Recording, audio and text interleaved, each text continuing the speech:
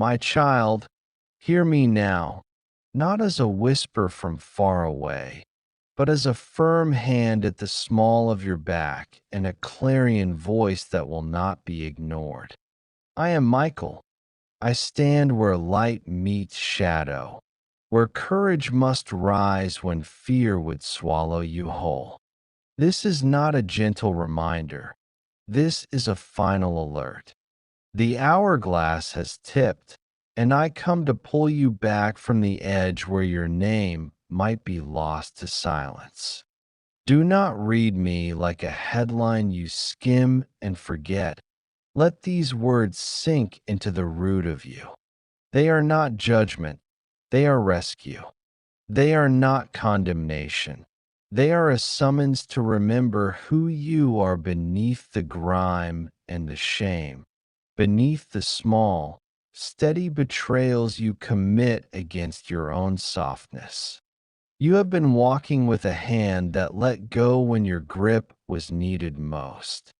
You have bargained with fear as if it were a friend, placed small comforts where courage should have been, and claimed tiredness as your truth instead of what it often is, a convenient disguise. Hear me, heaven does not erase names lightly. The language of erasure is melodramatic. The reality is quieter and more precise. When the light withdraws, it is because you have been consenting slowly, day by day, to live smaller than you were made to live. This is a loving alarm, not a curse. It is the shout before the shutter closes, the hand across the mouth before a scream quiets into regret. You still have time, thin, precious seconds that must not be wasted in excuses. Look at your life. Where do you trade your sacred for the ordinary? Where do you let your voice fray at the edges because opinion, comfort, or dread told you to be small? The places you keep hidden, small acts of cowardice you tell no one about. Those are the hollow rooms where light slips out. If you are honest, you know the spaces. They are the promises you broke to yourself, the book you never finished, the call you avoided, the kindness you swallowed instead of saying aloud. They are the loves you let pass because you feared vulnerability, the truths you smoothed over to avoid a difficult morning. These omissions are not neutral. Each one is a thread unpicked from the garment of your soul. I do not say this to shame you. I say it so you will see the pattern and begin to stitch again. This message is not a sermon. It is an invitation to resurrection alive in the small things. Heaven does not require you to be perfect. It requires you to be awake. Wakefulness is the art of noticing where you are asleep, not only in epic moments, but in the tiny transactions of your day. Wakefulness is answering the call to be kinder than yesterday, to write one sentence of that story, to say, I'm sorry, when your pride hangs like a stone in your throat. Wakefulness is the radical practice of choosing the good, even when no one watches. If you want heaven's hand to linger on you, cultivate wakefulness. It is the soil in which grace takes root. You asked for a human touch, so I will speak plainly. You are not the sum of your failures. You are a being forged for brave acts of love, not for the safety of hiding. There is a fierceness inside you that remembers the altar where you first learned to trust. It is not dead. It is merely waiting for permission to rise. Permit it now. Permission is an action. Say it aloud if you must. I choose. I will try. I will begin. These words unsettle the inertia that so often pretends to be destiny.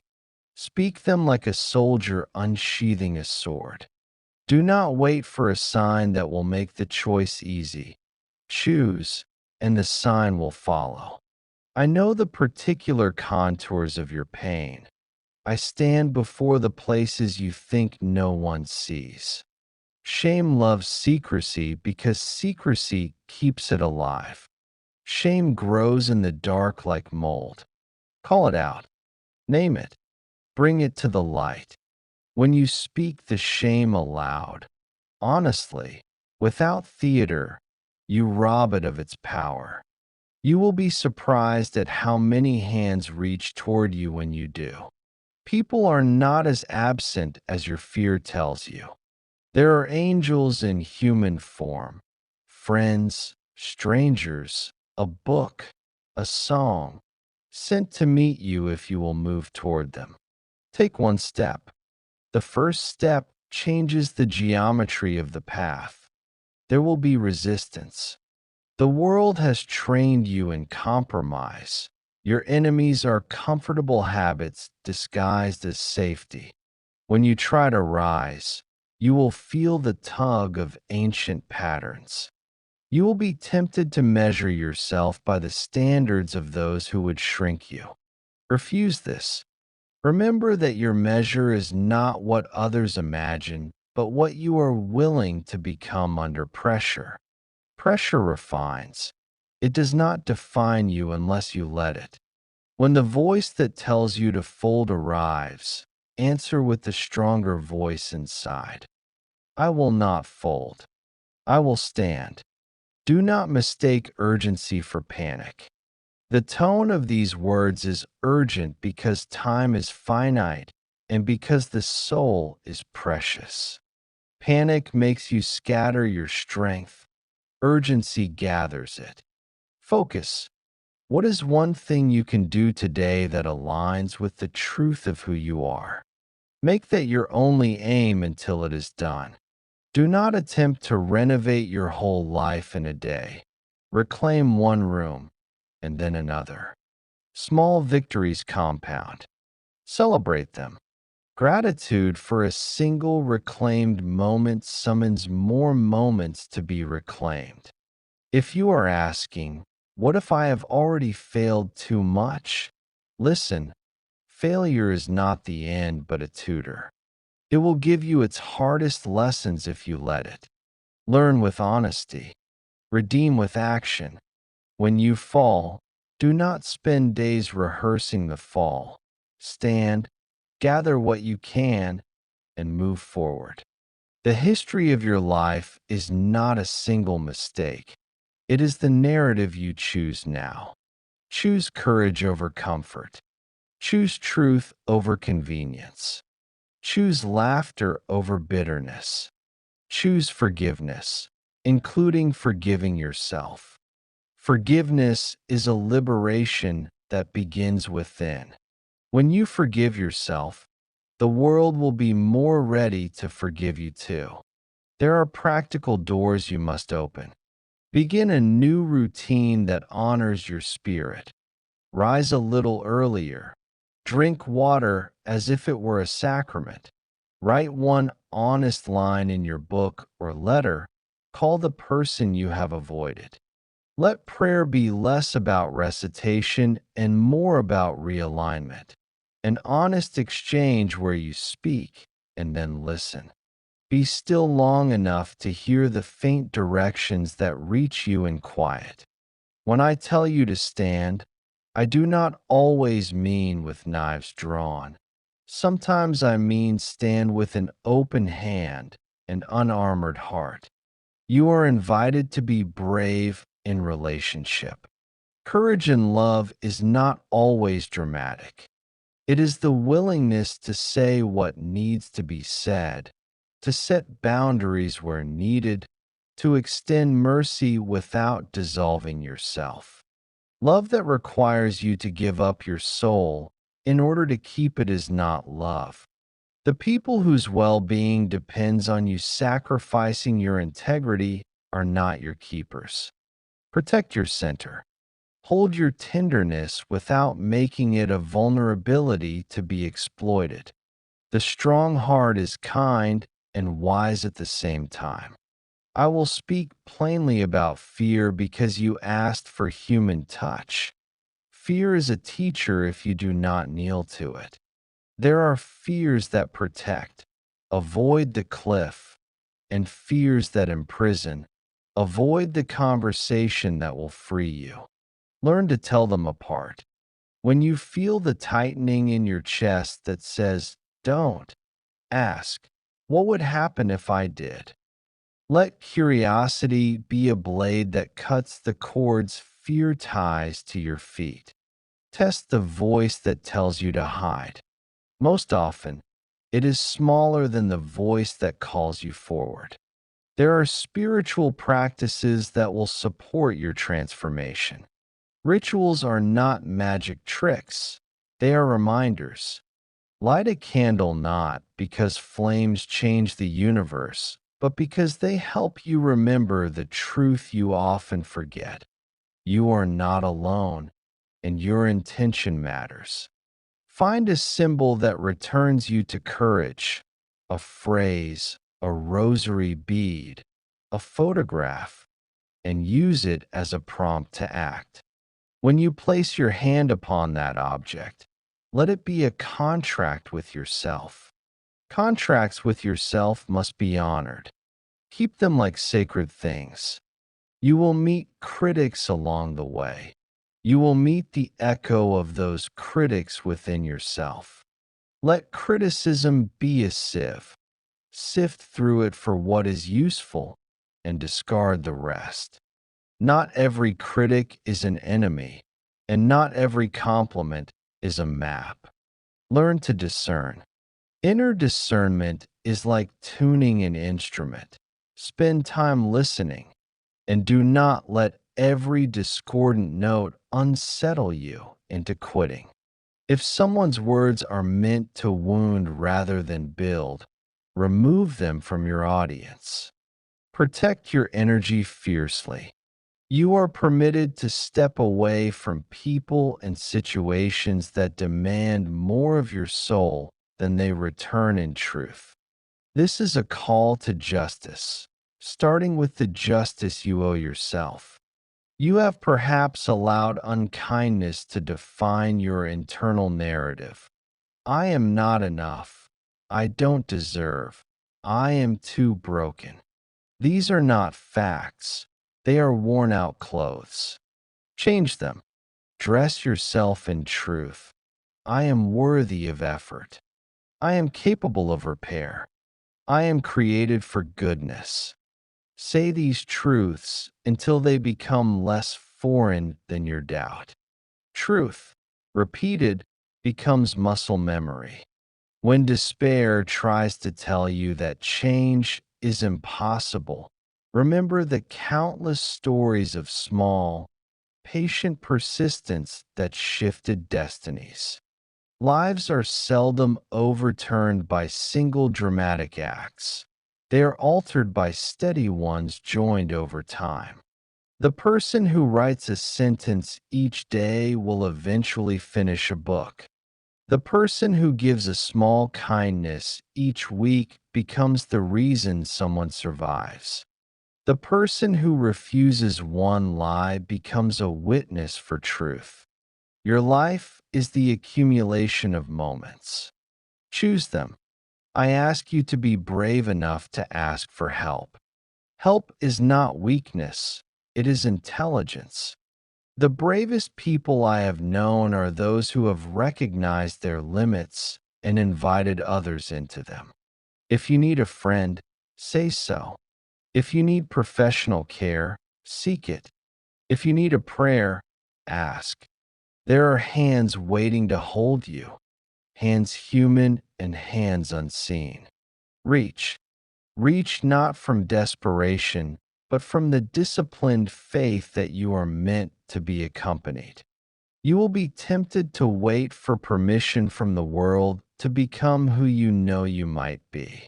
Do not wait. Permission rarely comes in the form you hope. It comes as a shaking in the chest and a tiny door cracked open by your own willingness to step through. Take the first step. The second will be easier. Concerning guilt, do not let it anchor you to the past. Guilt is useful only insofar as it directs you to repair and to change. If it loops and repeats without producing reparation, cut it off. Convert guilt into action. Make reparation where possible. Speak the truth, offer amends, and then release the remainder into lessons learned. Let your contrition be practical, not performative. You asked for motivation, so I hand you a simple liturgy. Breathe, name, act. Breathe until your heart slows and your mind unscrambles. Name what you fear and what you want. Speak it with precision. Act in small, concrete ways toward that want. Repeat. This triad will become a rhythm that draws the life you imagine into being. Little by little, the shape of your days will change, and with them, the shape of yourself. Remember, my voice is not a verdict. It is a trumpet call and a promise. The promise is this: there is mercy enough for the turning. There is patience enough for the slow work of remaking. But there is also a truth I must state plainly. There is opportunity, and there is loss. Some doors close if you do not step through. Some chances do not return. I will not terrify you with images of ruin for drama's sake, but I will tell you with absolute clarity that inaction is a kind of surrender. Do not surrender. Fight not with violence, but with the steady, relentless courage of small acts repeated until they become your new standard. If your heart has hardened, soften it with small, disciplined tenderness. Feed it with honest books, with songs that raise rather than flatten you, with meals shared, laughter sought, and apologies made. If your heart has been shattered, gather the pieces not to paste them back into a broken shape, but to build a new vessel, stronger, truer, more generous. There will be nights when you doubt my presence. There will be mornings when your courage feels like a brittle coin. During those hours, return to practice. Return to breath. Return to the smallest promise you have kept. These are anchors. They will keep you from drifting into the cold places where names are forgotten. Keep one promise, then another. Build a streak of integrity. A streak becomes habit. A habit becomes identity. Above all, know this: you are loved with a ferocity that does not let go easily. Heaven's hand is not punitive, it is protective. I sound this alarm because love is urgent and sometimes loud. When you answer, when you move, when you choose the harder right over the easier wrong, you honor not only yourself, but the lineage of light that holds you. Do not trade that inheritance for temporary comfort. Rise to it. Be the answer to the prayers you have whispered in private. Be the person your future self will bless you for becoming. Now, in the slender margin of time you have been given, act. Take one concrete step this very day. If you do not know what it is, make this the step. Reach out to one person with truth. Say one honest thing. Make one small reparation. Write one line that you have never written before. Light a candle. Stand in your doorway and breathe until your chest feels brave again. Do not bargain with the moments. They are the only currency you truly possess. I am with you. I stand at the threshold of your choices, not to force them, but to witness them. Let this not be an end, but a beginning. Let the name written on the scroll of your life stay, not because it escaped erasure by luck, but because you chose, right now, to answer. Choose, breathe, act. The rest will follow, and though the path may be narrow, it is not without light. Listen again, beloved, for this is the closing of the summons and the seed of what comes after the turning. If part one was the trumpet, let part two be the careful map by which you walk toward what you were meant to become. I will not soften the truth. The work ahead asks for persistence, not perfection, for patience, not paralysis, for small, honest choices made again and again until habit yields holy fruit. You have been given a brief and burning chance.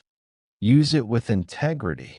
Begin by making a covenant with yourself, not a dramatic vow shouted into the wind, but a quiet, binding agreement between the parts of you that have loved well and the parts that have been afraid. Name 3 things you will refuse to surrender: your clarity, your capacity to love, your commitment to truth. Write them down. Keep them where you will see them each morning. Let them be the first sight that shapes the tempo of your day.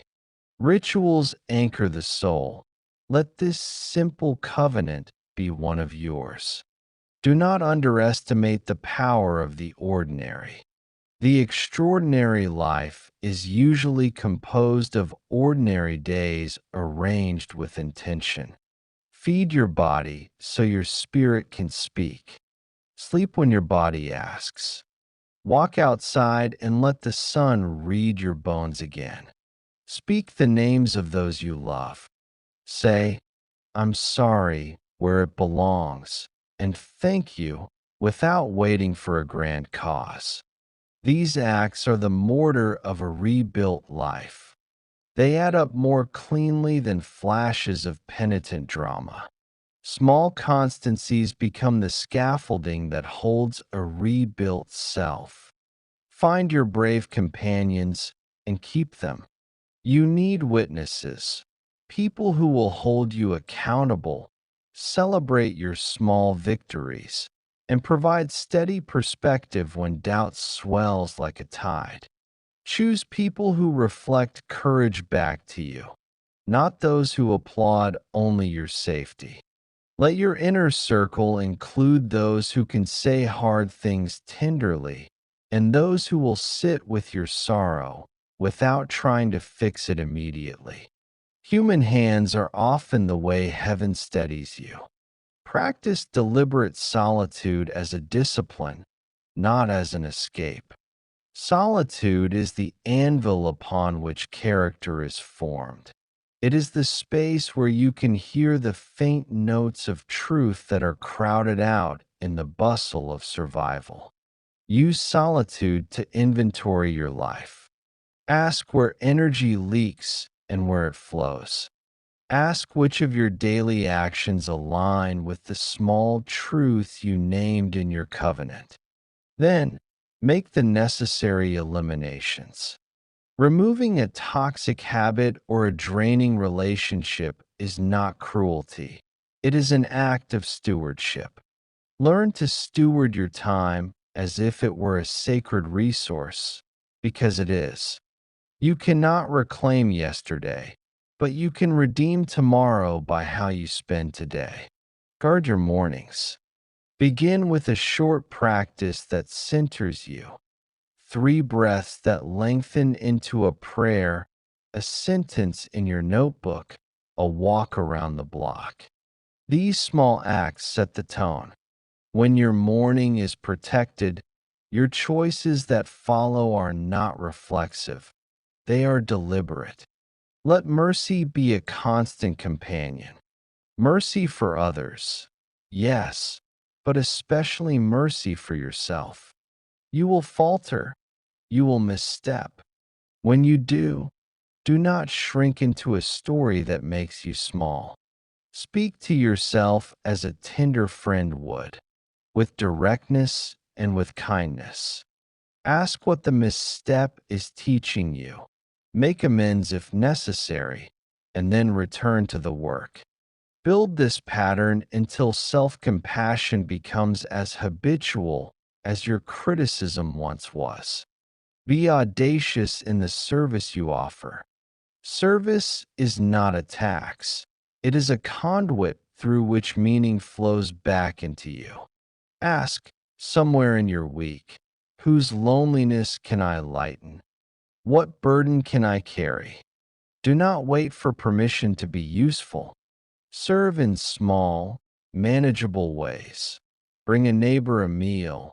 Respond to an email you have avoided.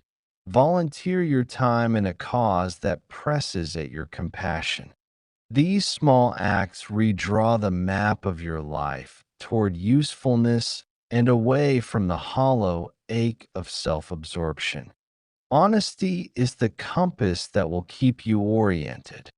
Tell the truth to those who matter.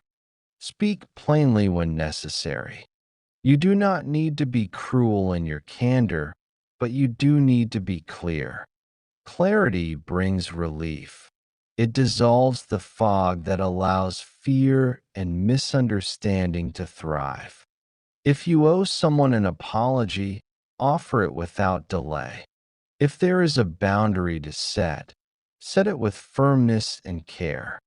Boundaries protect the delicate places in you that must be preserved so they can give generously. As you move forward, practice the discipline of taking small risks. Fear will present itself as counsel. It will speak in clever sentences that sound like wisdom but smell of stasis. Test the voice of fear by doing one thing that makes it whisper loudly. Speak up in a conversation where your silence has been accepted for too long. Submit the work you have kept hidden. Ask for what you need. Each time you risk, you reprogram the neural architecture of your courage. Repeat often. Courage grows like a muscle when exercised, and even small reps build strength. Embrace the work of repair with humility. If you have harmed someone, whether deliberately or through neglect, make reparation. Repair is not an exchange that erases consequence. It is a practice that acknowledges truth and seeks remedy. Sometimes repair takes the form of returning what was stolen, sometimes of listening without defense, sometimes of changing patterns until the harm cannot be repeated. Repair also includes internal repair, the effort to correct the narrative you have believed about who you are. Replace the lie with truth over and over until the truth is more familiar than the lie. Cultivate wonder. Wonder softens judgment and opens the heart to gratitude. Look up more than you look down at the list of things undone. Notice the small miracles, the way light falls through a window, the particular laugh of someone you love, the taste of a simple meal. Keep a list of things that elicit wonder and read it when the world feels heavy. Wonder is an antidote to despair. It connects you to the deeper current that runs beneath change. Hold fast to a practice of gratitude. Do not let it be a pious convenience, but an active, discerning gratitude that names specifics. Each day, write 3 things you are grateful for and why. The why matters as much as the naming. It roots gratitude in observation rather than habit. Gratitude recalibrates perception and enlarges the arteries through which grace flows. Let prayer evolve from habit into conversation. If prayer has felt like a recitation, invite it into dialogue. Speak plainly. Ask difficult questions. Sit with the silences.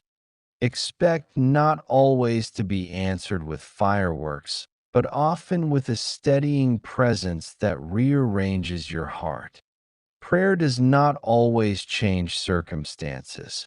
It changes you so that you can bear what is and steward what will be. Remember that faith without action is a house without walls. Your prayers must find translation into deeds. Faith that moves is visible in how you treat the person across the table, in how you steward your resources, in how you show up when it is inconvenient. Let your faith be practical. Feed it with disciplined acts that make room for miracles to be lived rather than merely hoped for. Guard your imagination. The stories you tell yourself about the future are seeds. If you plant a garden of fear, it will yield thorns. Plant instead a garden of possibility. Imagine a future in which you have kept your promises, where you are kinder, where you stand in courage. Picture it with sensory detail. The mind obeys the images it is given. Feed it worthy images and then move toward them with small, consistent action. Prepare for stealthy discouragement. The enemy of your awakening is subtle. It will come as fatigue, as a slow downgrade of your standards, as numbness that convinces you that small betrayals of self do not matter. When you sense the shift, call for help immediately. A small corrective now prevents a larger slide later. Do not be proud about who sees you when you falter. Invite help early and gratefully. Let your art, your work, your kindness be a testimony to the phrase, I chose. You will not be defined by a single act, but by the pattern of choice that fills your days. Choose again when choices are difficult. Choose mercy when it would be easier to harden. Choose the long path over the shortcut. Repetition makes character. Character makes destiny. As you re-enter the world with renewed intention, be prepared to be misunderstood.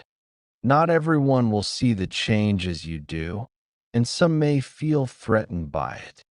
That is not a reason to stop. It is an indication that you are affecting the edges where truth meets complacency. Keep your center. Continue the work. Time will show what your consistency could not be seen for in a single moment. If you are in pain that feels elemental, the kind that knocks the breath from you and makes the days hard to bear, seek professional care alongside prayer. There is no shame in therapy, medicine, or support groups. They are instruments through which healing is delivered.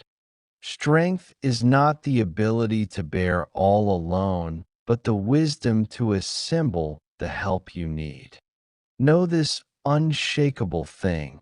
Your name matters. Not as vanity, but as identity. Names are anchors. The way you hold your name, the story you tell about it, the dignity with which you act, creates a lineage. When you live with integrity, you honor those who came before and open a better path for those who will follow. Live so that when your name is spoken years from now,